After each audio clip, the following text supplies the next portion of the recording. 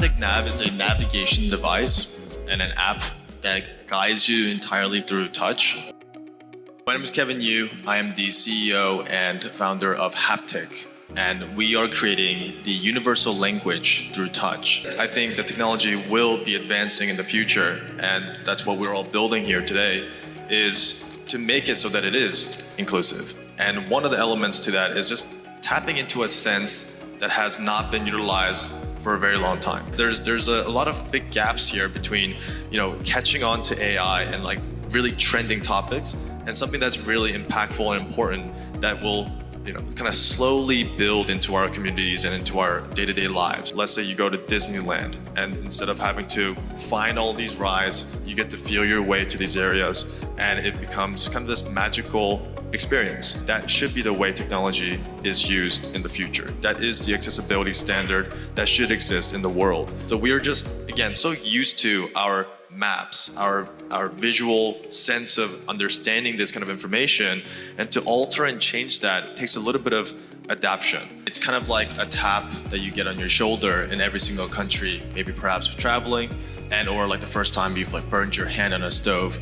These kind of responses are relatively the same across the board, and we are creating that situation with technology and creating universal languages and tools that can help everybody in the world. We've been expanding out into helping communities with blind and visually impaired all over the world, but also partnering with big companies to make sure that we get the exposure so that everybody can feel their way. There's really two major map apps that we use, right? Google Maps and Apple Maps, and really even amongst those two, there's always a monopoly winner. My friend Marcus Engel, he became blind through a pretty traumatic accident.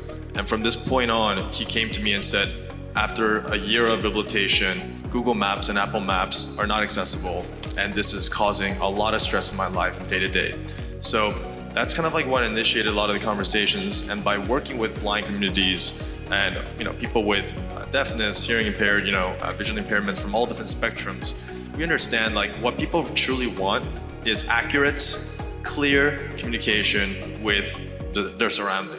Disability truly is an information barrier, and as soon as you overcome that, there's not really much to it. So I think what we're just trying to do is just to overcome a lot of the barriers between them and unlock newer possibilities. When you design this technology, is your passion still in it only being applied in one area, or do you see this broader use case evolving over time? The whole point of a universal language is to, I believe, be utilized by everyone. And that's, I think, the end-all be-all, truly. And accessibility should be a standard. It should be a standardized system across the board, and the normality of it should be improving at every stage of the way. If it can be applied equally in the same exact manner across every human being on the planet, that's a win. There are these challenges that are not just for the blind and visually impaired. Of course, I've traveled a lot, and this becomes even more difficult as I obviously go further out into underdeveloped countries, and or if I'm just tired, right? So these are scenarios that happen more and more often, I think, as people become more in tune to traveling. I think there's multiple challenges that we're talking about, right? Going to the actual pickup zones, finding even the gate of the airplane, and then actually finding the vehicle of what you're getting into. These are all still based and tied to the same solution. We have discussed haptic navigation to autonomous vehicles, which would solve a lot of that issue, being one of the potential enterprise partnerships that we would love to keep pursuing. Uber is going to be part of it. It's become a very impactful app and use for all of us, right? I think you may use it more than most of the apps now on your phone. So with that in mind, let's make it inclusive, right? Let's make it accessible. What are the solution bases? What's out there? We've been doing this for 10 years. All the ride-sharing businesses will be part of it. And I think that's, a really great start for us. We've been already working with Google for about 3 years again, and they've been amazingly helpful in testing our technology with their ERG team, but also providing us with technology to integrate our haptics properly to their hardware. The big companies are going to have to take an approach and a stance, because one thing that I've learned from talking with Meta just the other day, there's going to be a new regulation happening quite soon. I know you've been hearing that for a long time, but officially the European Accessibility Act will be coming through June of next year, 2025, and that will be the first step forward where other countries like the US will follow suit.